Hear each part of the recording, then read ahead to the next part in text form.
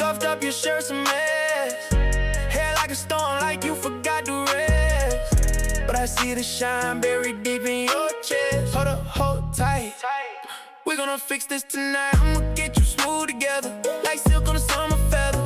Sharp like a suit, so clever. We gon' glide forever.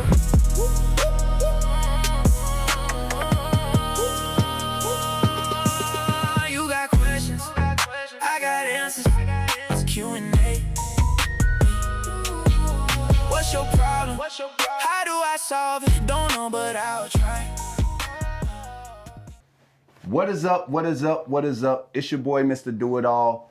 Thank you for tuning in to another episode of the Smooth Together podcast. Today, I have a really special guest, the one and only Pastor/Coach Andre Crockett. Thank you so much for coming to see us over here at Smooth Together. We got a lot of stuff to talk about. You know, we got the book, we got, you know, just everything, family. We're going to get to know this man a little bit better, hopefully, more than you know already about him, because you know he's an open book anyway. But yeah, man, so you want to start by, for the people who don't know, where you from, what brought you to Rochester? Yeah, I'm originally from Bmore, Baltimore. Okay. And I've been here 31 years. And the reason why I came here is to play basketball at RCCC. The better known right now, y'all know as RCTC. Right.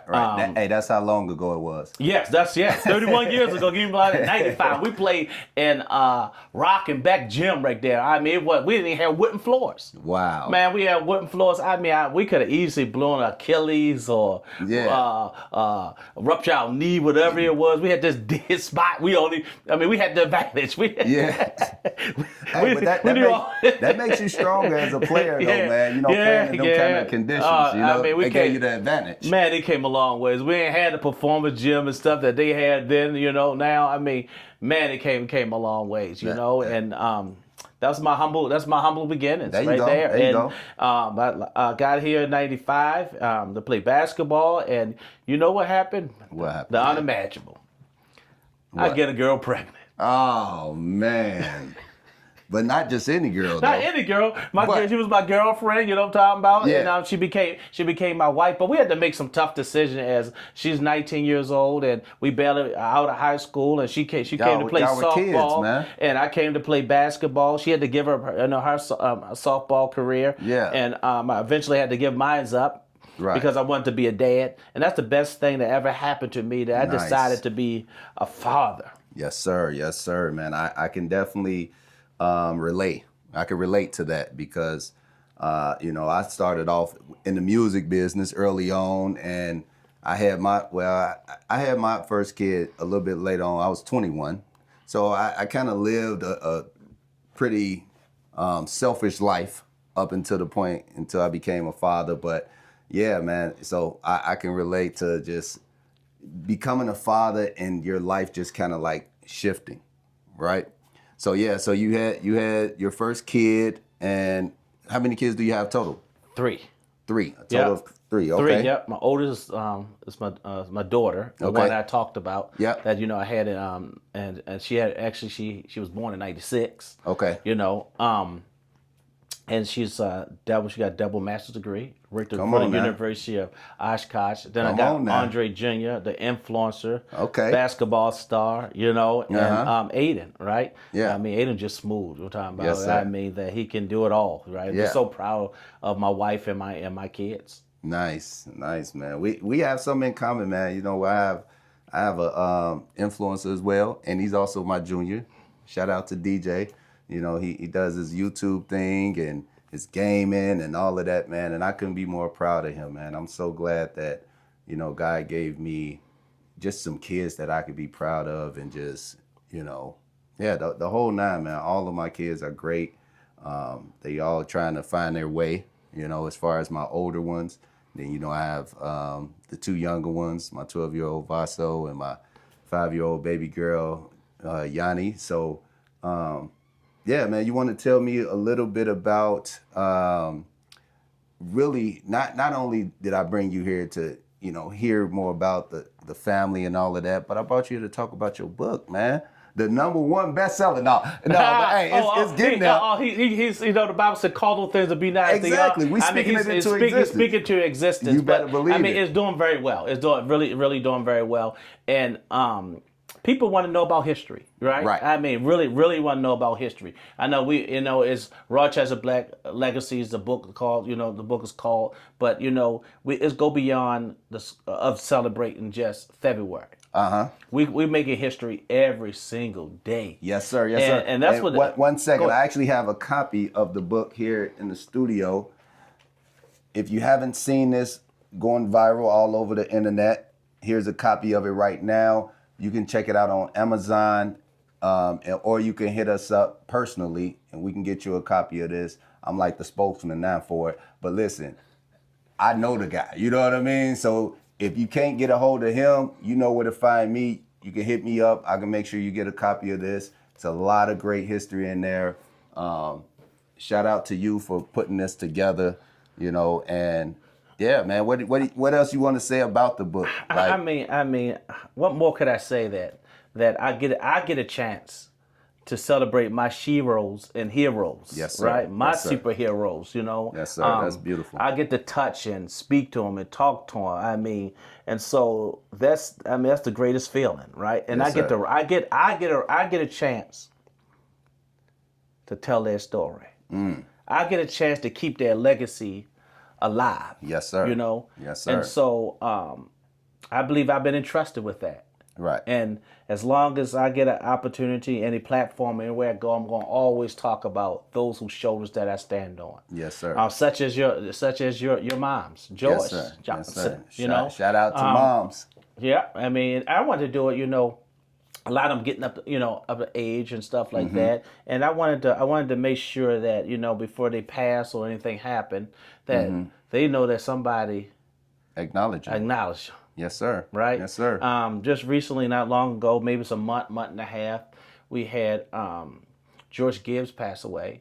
But before she passed away, she got a chance to see her husband and her kids in the book. And that, I mean, for me, that was the highlight of my life. To see her get a chance to see herself. Yes, sir. Before she passed away. That's knowing that her legacy is living on. Living on. Like this book is going to be around for a long time. So like 100 years down the line, when people wonder what's going on, how did the Black community be established? You know what I mean? Because we do have a nice Black community here in town, which has been growing and growing every single year. And yeah, it's just a beautiful thing, man. And like you said, Black history is not just in February. We are a part of American history, and you gotta celebrate it when you can. So half the story have been told. Right, I couldn't put all the volume or everything they did just in that one and just in that one book. No, just for in sure. that one book. For sure. But just being able to see your name in there, right? See your name, and just like you said, to just know that you're being thought of in that light, I'm sure it just moves everybody that's a part of that book. Hopefully, I don't know, I didn't read it all the way through, but like hopefully mainly everybody in there is still alive to see their name in there, and that's a good thing and a special thing. Yeah, I'm hearing from their grandkids, their kids, I'm talking about those who are not still living, and just saying thank you for capturing their stories, thank you for acknowledging them, right? Before I came on the scene, I mean that the History Center, the libraries and stuff only had a small folder, right? They didn't know that all this exists, right? For 7 months, I gave up my life to be able to do this, and it was I'm telling you, it was well worth it, So everywhere I go, I'm going to mention your moms, the George Thompsons, the Jackie Triders, the Sandra Means, and I'm gonna keep doing it, right? I mean, we got homegrown, we got local heroes here. Time other than just talking about Martin Luther King, great work he did. I'm talking about Marcus Garvey, and all the rest of them. But right here, we have our own history, and then we also have the you know, the youngsters who's making their own history, making their, you know, paving the way and things like that, I have to bring up my son Vaso Major, who is, you know, he's bringing his own thing to Rochester, to Minnesota, to the world. And he's had the honor and the privilege of performing and being a part of your back to school that's been going on for like the last 6 years. He actually is so funny because he started doing music 6 years ago. And that was one of his first performances back then, was the back to school block party. And we have one coming up. Yeah, we have one coming up August the 15th at Soldiers Field from 12 to 4 p.m. Okay. This kind of became the signature event for back to schools. Definitely. And man, we've been in the last couple of years we've been having 1,000, 2,000. This year we saying that we're going to have a record number of people to come out, 3,000 people. We got enough to feed all y'all. So come on out. So come on out. I mean, we're gonna have free haircuts. Thank you for hooking us up with a lady that's going to do, do hair for the girls. Good shout out. I got to talk about that. We got the burgers. We got the African hot Royal hair braiding. Yes, thank you for doing that. And we got the bouncy houses. We got the bubble machines. I mean, we have everything. Y'all gonna have fun out there. Nice thing at Soldier Fields, they got the basketball courts over there. If you like pickleball, if you like tennis, the swimming pool right near there. So it's gonna be fantastic. Come on out, be a part of that. And one thing I wanted to say was, like, it's normally at Martin Luther King Park. Great place, great historic park. Used to be called East Park. But being at Soldiers Field, I like that setup, man. It's a super nice setup. A lot of space, a lot of room for, all type of activities and stuff. So definitely please come out if you can make it, And then do you have anything you want to leave the people with before we head out? Purpose. Purpose. That's a good one. Purpose. I found purpose at an early age, and like I said, that I had what people wish they had at an early age, but I was void of purpose. And when I found that purpose, I found what God designed and called me to do, and that's why I do what I do. Yeah, because I found purpose. I found fulfillment. The very thing that I was void of, I found it. Man, and that part of that is celebrating guys like you. Man, I appreciate it, man. And people's like, you do a lot in the community. It's what the community gave to me. Right. I mean, the community birthed me. Yeah, you reaping what you sow is what they call it. Reaping what I sow, and I said that I thought that I do it all, but this is Mr. Do It All. I appreciate that. He stamped that. I don't know if he got a tattoo or what he got. Well, right, I'm gonna start with some merch. I'm gonna start with the shirt. Just the shirt. I'm gonna start with the shirt. You gotta get it, right? I mean, I know who. Shout out to Mr. Do It All, aka Knock, but a great performer, right? I mean that. They will forever leave an imprint on this community. Him and his brothers and what they have done for the music scene. I don't think they give y'all enough credit, or not even. I mean, really. I'm just saying. I mean, I don't think a lot of them really know. I'm talking about in people in places, high places, influences stuff. I know on the ground and grassroots, everybody know about you. But I think that I mean, this got to be talked about. Matter of fact, y'all might got to do a documentary. I'm going to speak this thing. Y'all going to have to. Right? Hey, you're not lying at all, man. That's something that definitely, as time progresses, as things go on, we definitely gonna try to find the time to get together and put that together, because it's definitely a hell of a story. We've had a hell of a ride.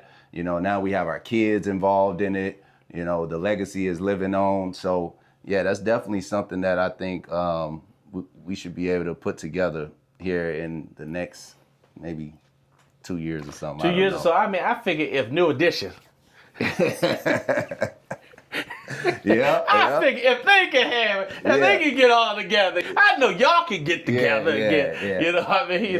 But sure. I know how life, come and things happen and stuff like that. But I really think for y'all set the scene. Yes, sir. Right. I mean, for excellence, and y'all paved the way for a lot of new artists and stuff. It's needed, right? Yes, sir. I mean, for Rochester music is getting better, and then the reason why it's better because of you. Yes, sir. I appreciate that, man.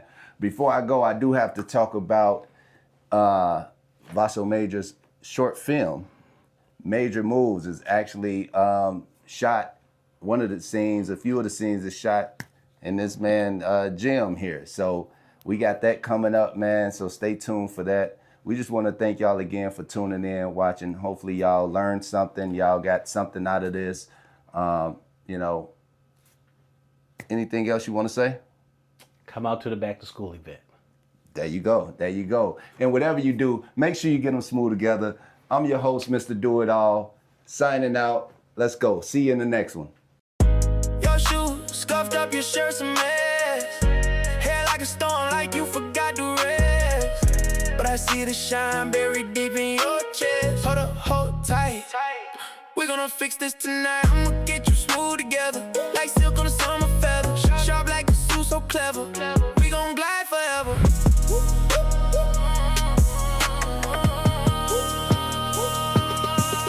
You got questions, I got answers. It's Q&A. What's your problem? How do I solve it? Don't know, but I'll try.